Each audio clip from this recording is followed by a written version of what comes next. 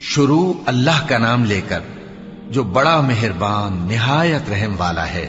اے نبی، یہ کتاب جو تمہاری طرف وحی کی گئی ہے اس کو پڑھا کرو اور نماز کے پابند رہو۔ کچھ شک نہیں کہ نماز بے حیائی اور بری باتوں سے روکتی ہے، اور اللہ کا ذکر سب سے بڑا ہے، اور جو کچھ تم کرتے ہو اللہ اسے جانتا ہے۔ ہماری آیتوں پر تو وہی لوگ ایمان لاتے ہیں کہ جب ان کو ان کے ذریعے نصیحت کی جاتی ہے تو سجدے میں گر پڑتے اور اپنے پروردگار کی تعریف کے ساتھ تسبیح کرتے ہیں اور غرور نہیں کرتے۔ ان کے پہلو بچھونوں سے الگ رہتے ہیں، اس حال میں کہ وہ اپنے پروردگار کو خوف اور امید سے پکارتے اور جو کچھ ہم نے ان کو دیا ہے اس میں سے خرچ کرتے ہیں۔ اے پیغمبر، تم انہی لوگوں کو نصیحت کر سکتے ہو جو بن دیکھے اپنے پروردگار سے ڈرتے اور پابندی سے نماز ادا کرتے ہیں، اور جو شخص سنورتا ہے تو وہ اپنے ہی لیے سنورتا ہے، اور سب کو اللہ ہی کی طرف لوٹ کر جانا ہے۔ جو لوگ اللہ کی کتاب پڑھتے اور نماز کی پابندی کرتے ہیں اور جو کچھ ہم نے ان کو دیا ہے اس میں سے پوشیدہ اور ظاہر خرچ کرتے ہیں، وہ اس تجارت کے فائدے کے امیدوار ہیں جو کبھی تباہ نہیں ہوگی، کیونکہ اللہ ان کو پورا پورا بدلہ دے گا اور اپنے فضل سے کچھ زیادہ بھی دے گا۔ وہ تو بخشنے والا ہے، قدردان ہے۔ اور حق کو باطل کے ساتھ نہ ملاؤ، اور سچی بات کو جان بوجھ کر نہ چھپاؤ، اور نماز پڑھا کرو اور زکوٰۃ دیا کرو، اور اللہ کے آگے جھکنے والوں کے ساتھ جھکا کرو۔ یہ کیا عقل کی بات ہے کہ تم لوگوں کو نیکی کرنے کو کہتے ہو اور اپنے تئیں فراموش کیے دیتے ہو، حالانکہ تم اللہ کی کتاب بھی پڑھتے ہو؟ کیا تم سمجھتے نہیں؟ اور رنج و تکلیف میں صبر اور نماز سے مدد لیا کرو، اور بے شک نماز گراں ہے، مگر ان لوگوں پر گراں نہیں جو عجز کرنے والے ہیں،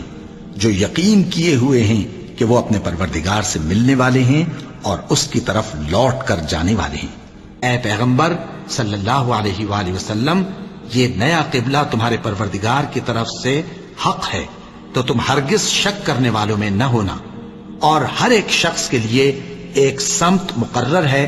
جدھر وہ عبادت کے وقت منہ کیا کرتا ہے، تو تم نیکیوں میں سبقت حاصل کرو۔ تم جہاں ہوگے اللہ تم سب کو جمع کرے گا،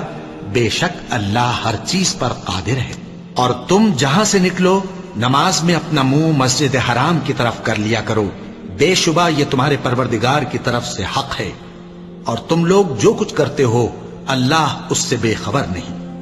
اور تم جہاں سے نکلو مسجد حرام کی طرف منہ کر کے نماز پڑھا کرو،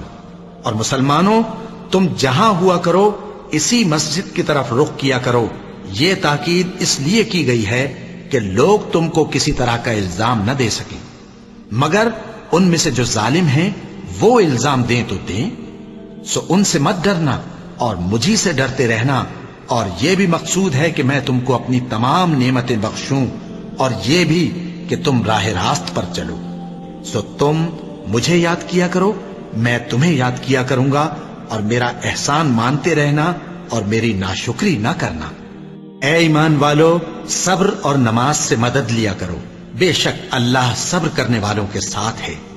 مسلمانوں، سب نمازیں خصوصاً بیچ کی نماز یعنی نماز عصر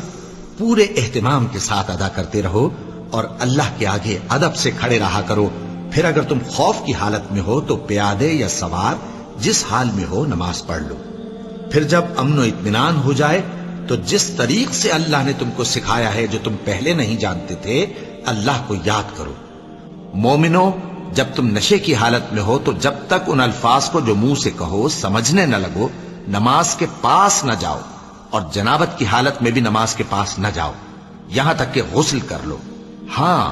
اگر بحالت سفر رستے چلے جا رہے ہو اور پانی نہ ملنے کے سبب غسل نہ کر سکو تو تیمم کر کے نماز پڑھ لو، اور اگر تم بیمار ہو یا سفر میں ہو یا کوئی تم میں سے بیت الخلا سے ہو کر آیا ہو یا تم نے عورتوں سے مقاربت کی ہو اور تمہیں پانی نہ ملے تو پاک مٹی لو اور منہ اور ہاتھوں کا مسح کر کے تیمم کر لو، بے شک اللہ معاف کرنے والا ہے، بخشنے والا ہے۔ جو شخص نیک بات کی سفارش کرے تو اس کو اس کے ثواب میں سے حصہ ملے گا، اور جو بری بات کی سفارش کرے اس کو اس کے عذاب میں سے حصہ ملے گا، اور اللہ ہر چیز پر قدرت رکھتا ہے۔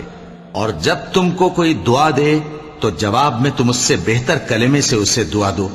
یا انہی لفظوں سے دعا دو، بے شک اللہ ہر چیز کا حساب لینے والا ہے.